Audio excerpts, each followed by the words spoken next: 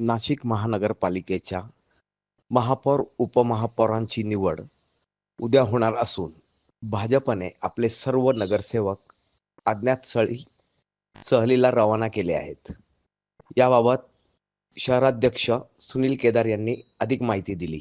सहल वगैरे काही निघालेली नाही. सर्वांना भारतीय जनता पार्टीच्या कार्यालयात बोलावलेलं होतं आणि व्हीप बजवायचं आहे किंवा मतदानाची प्रक्रिया कशी आहे ते एका ठिकाणी एकत्र करून त्यांना सांगायचं आहे. समजून मतदान प्रक्रिया व्हीपचं महत्त्व, त्यामुळे त्यांना सगळ्यांना एकत्र आणले.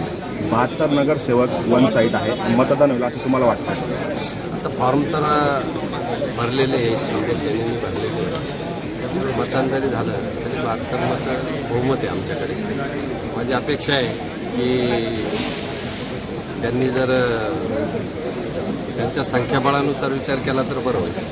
परवा राजीनामा दिला, काल दुपारी मनोमिलन झालं, काय असं वरिष्ठांनी चमत्कार केला? चमत्कार वगैरे काही नाही. काही विषय असतात जे सर्वच विषय चॅनलवर आणि वृत्तपत्रात बोललं पाहिजे असं काही नाही. त्यांचं बोलणं झालं. संध्याकाळी त्यांनी सूचना केली का तुम्ही त्वरित वृत्तपत्राला आणि चॅनलला माहिती द्या. आमच्या सूचनेनुसार राजीनामा मागे घेतला. प्रदेश नेतृत्वाने सूचना केली, त्यानुसार मी राजीनामा मागे घेतला. प्रदेशाने दिलेली 2 नावं वेगळी होती, तुम्हाला आलेली 2 नावं वेगळी होती, दुसऱ्या 2 नावांची घोषणा झाली, त्यामुळे तुम्ही राजीनामा दिला होता. मी पुन्हा सांगतो, परिवार आहे भाजप हा. सर्वच विषय वृत्तपत्र आणि चॅनलला बोललेच पाहिजे असं काही नाही आहे.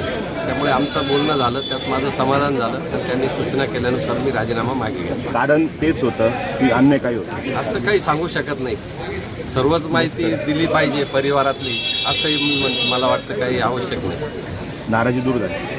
नाराजी व्हायचा विषयच नाही. नाराज नव्हतोच, नाही करीतच राहील काम.